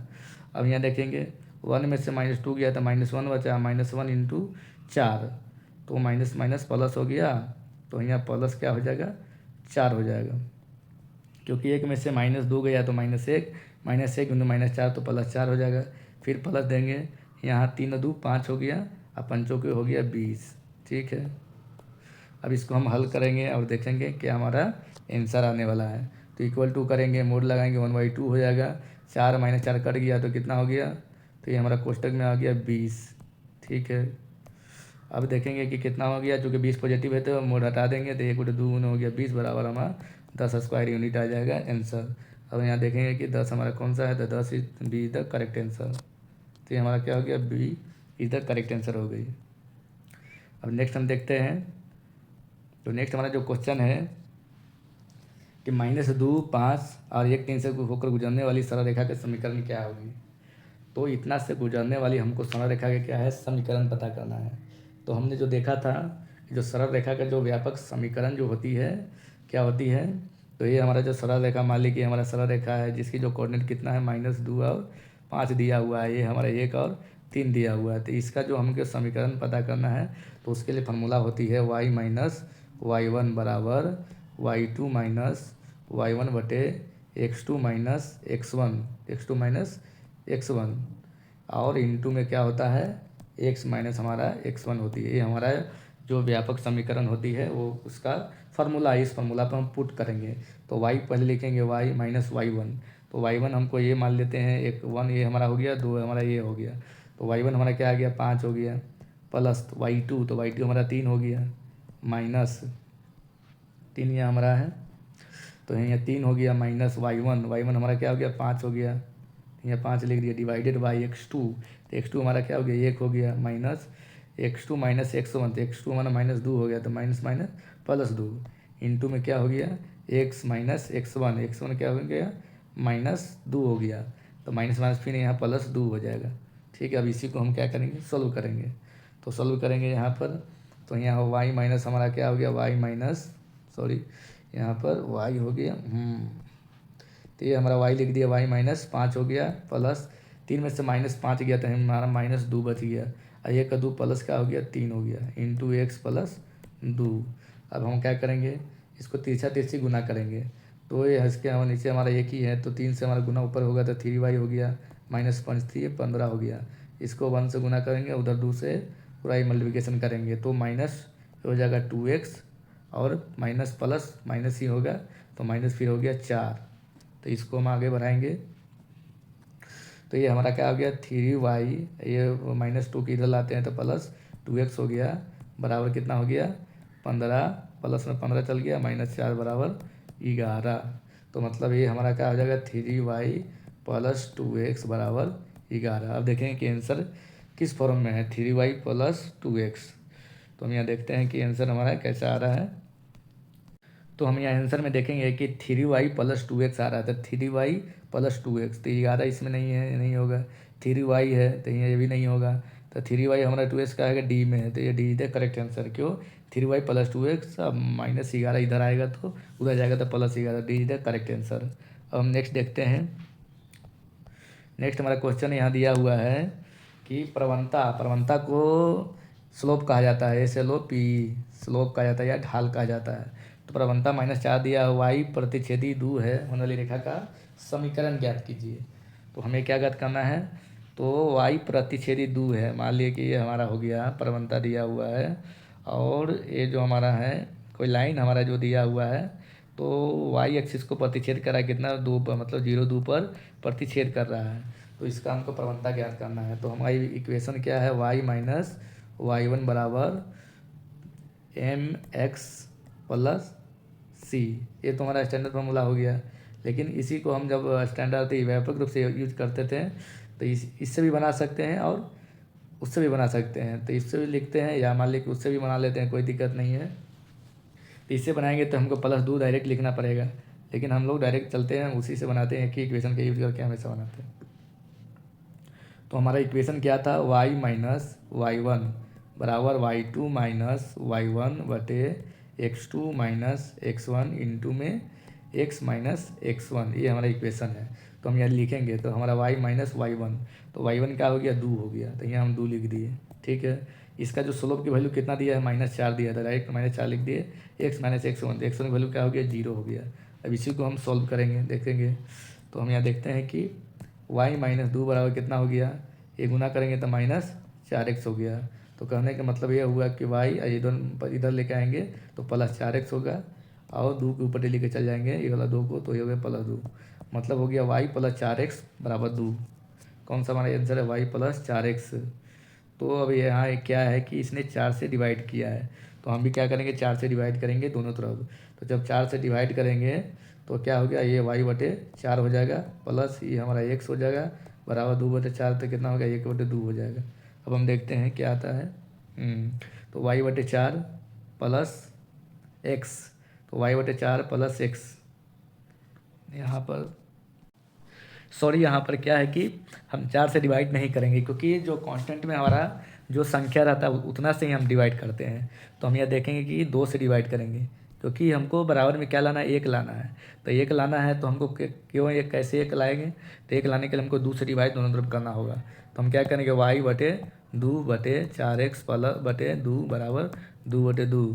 तो ये हमारा क्या आ जाएगा, तो ये हमारा हो जाएगा y/2 प्लस 2x बराबर 1, ये हमारा आया। क्योंकि जो हमारा बराबर में 1 लाना है तो मतलब 2 से हमको डिवाइड करने पड़ेगा। तो y/2 प्लस 2x बराबर 1, यहाँ देखेंगे y/2 प्लस 2x बराबर 1 बी द यहाँ करेक्ट आंसर है। तो हम यहाँ देखेंगे बी द करेक्ट आंसर। अब नेक्स्ट क्वेश्चन की ओर हम चलते हैं।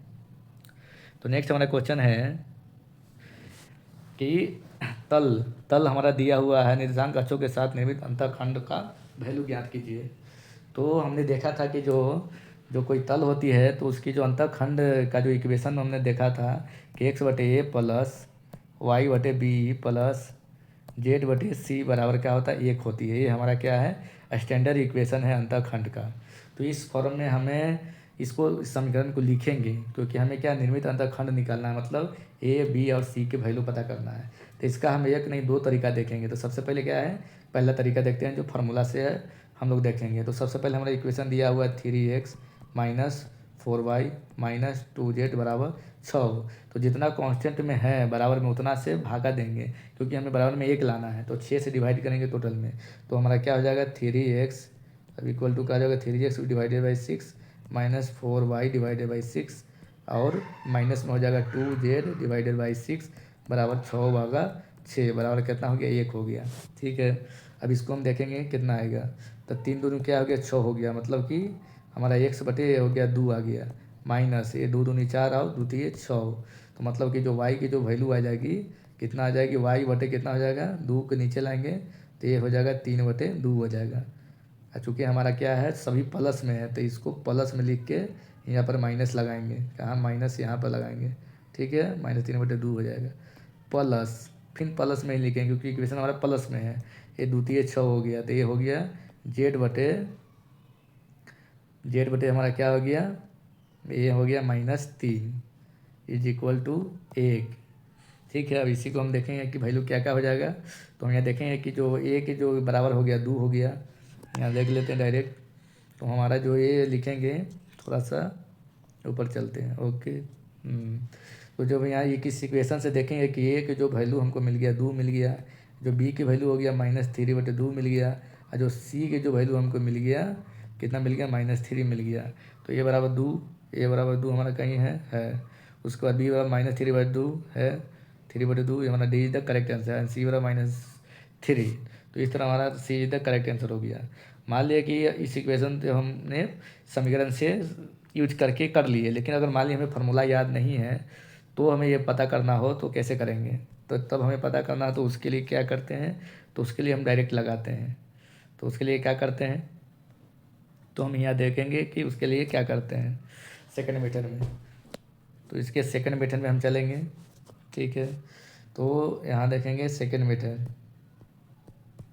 तो सेकंड मेथड में क्या करते हैं, अगर हमें ये पता करना हो तो उस इक्वेशन में एक जो एक्सिस x होती है तो बाकी जो रिमेनिंग एक्सिस y z को हम लोग 0 करते हैं। तो सबसे पहले हम यहाँ इक्वेशन को देखेंगे इक्वेशन क्या है।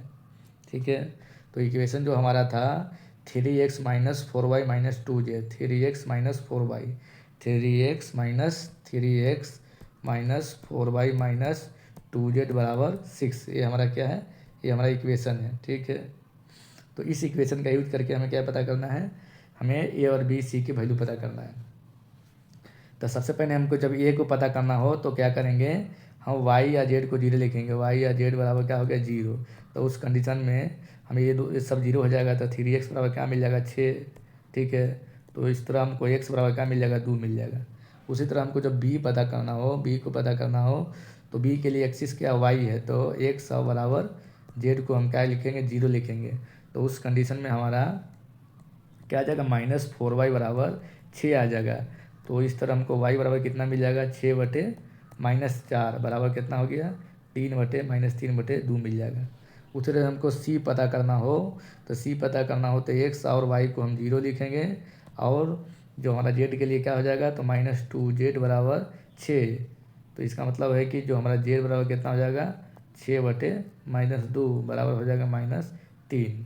तो ये हमारा जो हो जाएगा, जो हमारा मैच कर रहा है, यहाँ पर देख सकते हैं कि एक वैल्यू 2 मिल गया, तो यहाँ भी एक वैल्यू 2 मिल गया, बी की वैल्यू -3/2 मिल गया, तो यहाँ -3/2 मिल गया, सी की वैल्यू -3 मिल गया, तो यहाँ भी -3 मिल गया। तो इस तरह के क्वेश्चन को बनाने के दो तरीके हो सकते हैं। एक तो हमारा ये इक्वेशन से बना सकते हैं, दूसरा हम जीरो करके बना सकते हैं। अब हम नेक्स्ट देखेंगे। तो नेक्स्ट हमारा क्वेश्चन यहाँ देख सकते हैं, ये है। तो हमने प्रतिबिंब वाला देखा था कि कैसे होता है, उसी तरह यहाँ हम देखेंगे कि एक्स अक्ष के सापेक्ष बिंदु इतना का परिवर्तित प्रतिबिंब क्या होगा। तो हम यहाँ लिखेंगे, ये हमारा एक्स एक्सिस हो गया, ये हमारा वाई एक्सिस हो गया, ठीक है। तो एक्स अक्ष के सापेक्ष हमारा बिंदु दिया हुआ है। मान लिया कि जो 7-8 बिंदु है, यहाँ पर 7 और 8 बिंदु है, तो इसको हमको इस एक्स एक्सिस के अलॉन्ग हमें पता करना है कि परिवर्तित प्रतिबिंब क्या होगा। तो ये हमारा एक्सिस हो गया, तो ये जो प्रतिवर्तित प्रतिबिंब एक्स एक्सिस के, इसके क्या होगा, जस्ट पैरेलल में होगा, सेम डिस्टेंस पर होगा।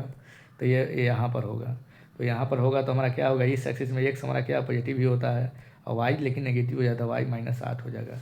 तो इसका जो करेक्ट आंसर कितना हो जाएगा, 7 और -8 हो जाएगा। तो 7 और -8 क्या, D is the correct answer. अब इसी तरह हम बात करते हैं कि वाई एक्सिस के अलॉन्ग इसका परिवर्तित प्रतिबिंब क्या हो जाता है। तो वाई एक्सिस कहाँ आ जाता है, यहाँ आ जाता है। तो यहाँ आ जाता, तो यहाँ पर एक्स नेगेटिव हो जाता, तो यहाँ हो जाता -7, और वाई पॉजिटिव रहता तो 8 हो जाता। तो ये हमारा करेक्ट आंसर हो गया। नेक्स्ट क्वेश्चन की ओर हम चलते हैं। तो नेक्स्ट हमारा क्या है, वृत्त का इक्वेशन के रूप में है। तो यदि वृत्त के जो केंद्र यहाँ दिया हुआ है इतना है, और त्रिज्या 4 है, तो वृत्त का समीकरण को पता करें, ठीक है। तो वृत्त का समीकरण हमें पता करना है। तो समीकरण हम लोग के जो हमें देख चुके हैं कि वृत्त का समीकरण क्या होता है, फॉर्मूला हम पहले ही डिस्कस कर चुके हैं। तो हम सबसे पहले यहाँ वृत्त को ड्रॉ करेंगे। ये हमारा केंद्र हो गया, जिसको हम लोग एच और के कह रहे थे, केंद्र का निर्देशांक को कह रहे थे। इसकी त्रिज्या आर हो गई। जो हमारा जो स्टैंडर्ड जो इक्वेशन वृत्त का था, एक्स माइनस एच के whole square plus y minus के होल स्क्वायर बराबर क्या हो रहा था, आर के होल स्क्वायर हो रहा था। ये हमारा स्टैंडर्ड इक्वेशन था। अब इसी पर हम रखेंगे तो हमारा क्या होगा, एक्स हो गया, एच की वैल्यू कितना है, तो एच की वैल्यू -2 है, तो -+2 के होल स्क्वायर हो गया, प्लस वाई हो गया, वाई माइनस के, तो के की वैल्यू कितना है, 3 है, 3 के होल स्क्वायर बराबर आर मतलब 4 के होल स्क्वायर। अब इसी को हम हल करेंगे और देखेंगे कि हमारा आंसर क्या आ रहा है। तो ए प्लस बी के होल स्क्वायर क्या हो जाएगा, ए एक्स स्क्वायर हो जाएगा, प्लस बी एक्स स्क्वायर, तो 2 दूनी 4 हो गया, प्लस 2ab, तो 2 दूनी 4, 4x हो गया, प्लस वाई के होल स्क्वायर हो जाएगा, प्लस 3 3 9 हो जाएगा, प्लस 3 दूनी 6, नहीं माइनस हो जाएगा, -2ab। तो यहाँ क्या लिखेंगे, -2ab। तो a x square plus b x square -2ab, तो 3 दूनी 6, तो माइनस ये हो जाएगा 6y बराबर कितना हो, 400 को 16। तो यहाँ लिखेंगे सबसे पहले, तो एक्स स्क्वायर लिखेंगे, प्लस यहाँ वाई एक्स स्क्वायर लिखेंगे, प्लस 4x लिखेंगे, -6y लिखेंगे, और प्लस 4 और 9 13 हो गया, बराबर 16 हो गया, ठीक है। तो हमारा क्या हो गया, यहाँ पर एक्स स्क्वायर हो गया, प्लस वाई एक्स स्क्वायर हो गया, प्लस 4x हो गया, -6y हो गया, और इसको घटाएंगे तो कितना आ जाएगा, -13 में से 16, तो -3 बचेगा बराबर 0। अब हम देखेंगे कि हमारा करेक्ट आंसर क्या है। तो x square plus y x square plus 4x -6y, तो x square plus y square plus 4x -6y चाहिए। तो ये हमारा B is the correct answer. यहाँ देखेंगे कि हमारा आंसर क्या आया था, x square plus y square plus 4x -6y -3। तो हमारा B is the correct answer हो जाएगा। नेक्स्ट क्वेश्चन की ओर हम चलते हैं। तो नेक्स्ट हमारा क्वेश्चन यहाँ है, ये देख लीजिए। तो हमारा क्या है, x square plus y square plus 7x plus 4y बराबर 9 है, तो त्रिज्या ज्ञात कीजिए। तो त्रिज्या ज्ञात करने के लिए हम लोग क्या देखे थे कि एक जो वृत्त का जो व्यापक समीकरण था, क्या था, x square plus y square plus 2gx, यहाँ पर हम लिखेंगे यह क्या है, 2gx plus 2fy plus c बराबर क्या हो रहा था, 0 हो रहा था। तो जिसमें हमारा त्रिज्या का जो फॉर्मूला था √g² ये क्या हो गया, √g² plus f² minus c, ये क्या था, हमारा फॉर्मूला था। तो हम यह देखते हैं कि इस इक्वेशन में हमारा जी और एफ की वैल्यू क्या है। तो सबसे पहले हम यहाँ पर इक्वेशन को लिखेंगे। तो इक्वेशन हमारा क्या है, तो इक्वेशन हमारा क्या है, x square plus y square plus 7x plus 4y plus 9 बराबर 0। तो कहने का मतलब हमारा क्या हो गया, यहाँ पर देखेंगे कि जो हमारा 2g की वैल्यू क्या हो गया, यहाँ पर 2gx है, ठीक है, यहाँ 2gx है। तो 2g की वैल्यू हमारा क्या आ गया, यहाँ पर देखेंगे 2g की जो वैल्यू आ गई, 2g की जो वैल्यू, इसको इरेज करते हैं, जी को अच्छे से लिखते हैं। तो हमारा यह क्या हो गया 2g। तो 2g की जो हमारा वैल्यू यहाँ पर दिया हुआ है 7 दिया हुआ है, ठीक है। तो कहने को जी की वैल्यू कितना हो गया, 60/2 हो गया। उसी तरह अगर हम बात करते हैं कि 2f के वैल्यू हमारा दिया हुआ है, y कॉमन हो गया, तो 2f के वैल्यू कितना दिया हुआ है, 2f के वैल्यू जो दिया हुआ है 4 दिया हुआ है, ठीक है। तो यहाँ जो f के वैल्यू हमको मिल गया 2 मिल गया, ठीक है। उसी तरह हमको जो c की वैल्यू हमको 9 दिया हुआ है। तो हम यहाँ पता करेंगे कि त्रिज्या की वैल्यू क्या होगी। तो त्रिज्या ज्ञात कीजिए। तो r बराबर क्या होता है, अंडर रूट हमारा क्या था, जी के स्क्वायर, तो जी हमारा क्या हो गया 7। तो यहाँ लिखेंगे 7/2 के होल स्क्वायर प्लस, और हमारा एफ के होल स्क्वायर, तो एफ की वैल्यू कितना है 2, तो 2 के होल स्क्वायर माइनस सी, मतलब माइनस में 9, ठीक है। अब इसको हम हल करेंगे। तो इसको हल करने के लिए हम क्या करेंगे, नीचे जाते हैं। तो हमारा क्या आ गया, इक्वेशन में हमारा आ गया अंडर रूट 60/2 के होल स्क्वायर कितना हो गया 749/4 प्लस 2 के होल स्क्वायर किया तो 4 आ गया, माइनस 9 आ गया। अब इसको हम एलसीएम लेंगे, अंडर रूट 4 एलसीएम लेंगे तो 4 हो गया 49 प्लस 4 चौको 16 माइनस 9 चौको 36। तो ये कितना आ जाएगा, 49 ही हमारा हो गया है, ये हमारा 49 है। तो अंडर रूट हो गया 49 और 16 कितना, 9 6 15 के 5 हाथ में आया 1 और 4 1 5 1 6, ये हमारा कितना हो गया 65 हो गया। अब माइनस कितना हो गया 36 और नीचे हो गया हमारा अंडर रूट में 4, ठीक है। अब 65 में से हम 36 को क्या करेंगे, सब्ट्रैक्ट करेंगे, घटाएंगे। तो ये हमारा आ जाएगा अंडर रूट 15 में से 6 तो 9 हो गया, अब 5 में से 2 तो 5 में 3 तो 2 हो गया, अब डिवाइडेड बाई 4, मतलब हो गया अंडर रूट 29/2।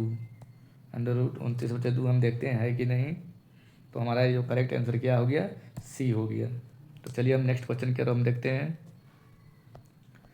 नेक्स्ट हमारा क्वेश्चन है कि दिया हुआ कि मूल बिंदु से रेखा 4x प्लस 3y बराबर 6 की दूरी ज्ञात कीजिए। तो हमने देखा था कि जो मूल बिंदु या किसी बिंदु से अगर कोई इक्वेशन दिया हुआ है, कोई बिंदु हमारा यहाँ x1 और y1 है, और ये इक्वेशन इसका दिया हुआ है ax प्लस by प्लस सी के रूप में, तो उस कंडीशन में हम लोग डिस्टेंस कैसे पता करेंगे। तो हम ये इक्वेशन में देखते हैं कि हमारा जो इक्वेशन था इस फॉर्म में होना चाहिए, और ये x1 और y1 है। तो इसके लिए डी का जो फॉर्मूला था, डी बराबर क्या था, मोड में था ax1 था प्लस by1 था और प्लस सी बटे अंडर रूट ए के होल स्क्वायर प्लस बी के होल स्क्वायर का मोड। तो हम यहाँ देखेंगे कि जो हमारा इक्वेशन है इस फॉर्म में होना चाहिए। तो 4x प्लस 3y बराबर कितना है, 6 है। तो हमें इधर लेके आना होगा, तो हो जाएगा 4x प्लस 3y बराबर -6 बराबर 0। अब हमें इस स्टैंडर्ड फॉर्म में आ गया। तो अब हम इसका यूज करेंगे। तो x1 y1 मूल बिंदु से बोल रहा है, तो मूल बिंदु का निशान कितना होता है, 0 और 0 होता है। तो अब हम यहाँ लिखेंगे, तो a1 की वैल्यू कितना होगी, 4 हो गया, x1 की वैल्यू कितना होगी, 0 हो गया, प्लस b की वैल्यू कितना हो गया, 3 हो गया, गुने y1 की वैल्यू भी 0 हो गया। अब प्लस में क्या हो गया, -6, ठीक है, मोड में नीचे आ जाएगा। तो हो जाएगा 4 के होल स्क्वायर प्लस 3 के होल स्क्वायर, ठीक है। अब हम नेक्स्ट देखते हैं। तो नेक्स्ट हमारा क्या हो गया, इसका कैलकुलेशन करेंगे। तो जब इसका कैलकुलेशन करते हैं तो क्या हो गया, ये हमारा क्या हो गया, 0 हो गया, प्लस से 0 हो गया, और बटे में कितना हो गया, -6 हो गया, ठीक है। डिवाइडेड बाई कितना हो गया, अंडर रूट 4 को 16 3 3 9 का मोड। तो मोड में करेंगे तो हमारा क्या हो गया, मोड -6 और अंडर रूट 25, ठीक है। तो हमारा ये आ गया। तो 6 का मोड क्या हो गया, +6, अंडर रूट 25 का मोड कितना आ गया, 5 हो गया। तो 6/5 इधर करेक्ट आंसर, मतलब हमारा जो डिस्टेंस होने वाला है 6/5 होने वाला है। तो यहाँ हमारा D is the correct answer. तो दोस्तों ये था कोऑर्डिनेट ज्योमेट्री का कंप्लीट सेशन, जिसमें हमने एग्ज़ाम में पूछे गए सभी इम्पोर्टेंट फार्मूला और आरआरबी के प्रीवियस ईयर क्वेश्चन को कवर किया। अगर आपको वीडियो पसंद आया है तो लाइक ज़रूर करें, कमेंट में बताइए कि अगला चैप्टर कौन सा चाहते हैं, और चैनल को सब्सक्राइब करें ताकि आपको हर important math class time to time मिलता रहे। तो मिलते हैं नेक्स्ट वीडियो में, तब तक के लिए पढ़ते रहिए और बढ़ते रहिए, और तब तक के लिए जय हिंद, थैंक यू।